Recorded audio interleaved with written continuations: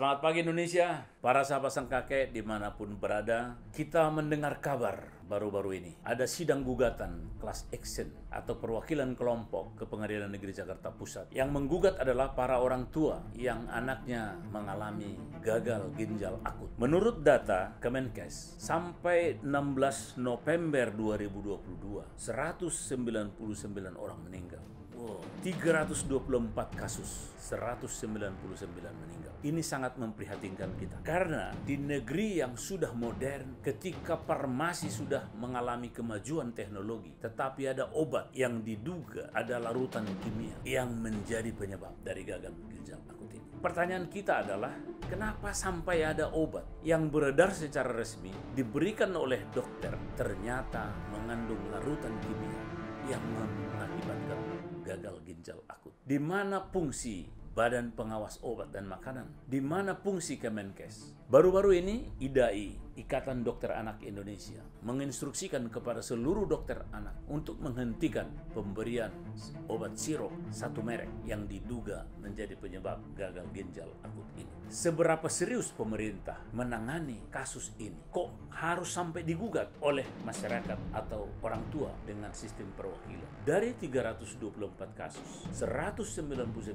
meninggal. Seharusnya Kemenkes, Badan Pengawas Obat dan Makanan, sudah harus menyatakan darurat untuk obat tersebut. Tetapi kenapa baru Ikatan Dokter Anak Indonesia yang memberi instruksi supaya jangan memberi obat sirup yang diduga mengandung larutan kimia yang menjadi penyebab ini? Kenapa pemerintah dan BPOM tidak menyatakan obat ini dihentikan atau stop atau dicabut dari peredaran untuk melindungi masyarakat dan korban-korban berikut? Dalam konteks itulah gugatan dari 25 orang tua yang mewakili sebagai gugatan class action ini kita sambut. Tetapi ini juga terkesan juga diperlambat, ditunda-tunda di pengadilan karena para tergugat tidak hadir. Dari Kemenkes, dari BPOM, dari ada beberapa perusahaan farmasi dan juga Kementerian Keuangan yang turut tergugat ternyata belum menghadir. Catatan kita, seharusnya masyarakat juga, media juga harus melakukan tekanan, pressure terhadap kasus ini. Karena kasus ini tidak boleh dibiarkan. Karena dalam tanda petik dengan 324 kasus, 199 meninggal, ini sudah seharusnya adalah ini harus lampu kuning dan mungkin sudah harus lampu merah. Dan pabrik yang memproduksi obat ini seharusnya harus diminta pertanggungjawaban untuk memberikan ganti rugi, dan juga Badan Pengawas Obat dan Makanan Kemenkes harus bertanggung jawab terhadap korban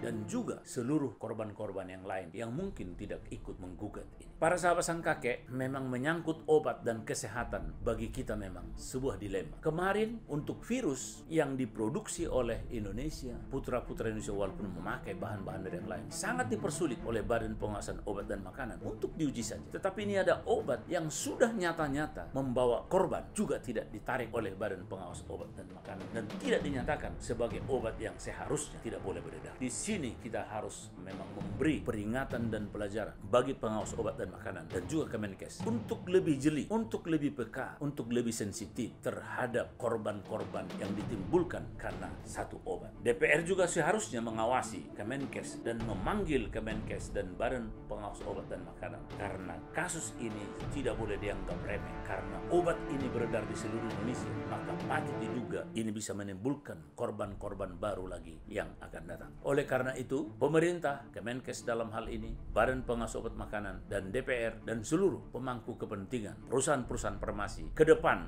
ini harus menjadi catatan. Obat-obat yang sudah terindikasi berakibat fatal atau membawa korban seharusnya segera cepat dicabut dari peredaran. Sehingga dengan demikian, masyarakat banyak terlindung dari kemungkinan menjadi korban dari obat-obat yang diduga bisa membawa penyakit dan bahkan kematian, seperti 199 nyawa hilang anak-anak kita yang seharusnya pemilik masa depan kita harus korban karena kita tidak jeli, kita tidak tegas, kita tidak jelas sikapnya untuk melarang sebuah obat yang sudah nyata-nyata terbukti menjadi penyebab dari kematian anak-anak kita. Itu harapan kita. Semoga DPR, pemerintah, dan seluruh kepentingan masuk media harus menyajikan data-datanya dengan baik dan juga memberikan penekanan terhadap perusahaan-perusahaan, Kemenkes, dan juga Badan Pengawas Obat dan Makanan. Itulah harapan kita ke depan. Kemenkes BPOM melakukan refleksi, perubahan-perubahan, dan juga tata cara pengujian obat sehingga masyarakat kita dicegah dari korban-korban obat yang bisa mengakibatkan penyakit dan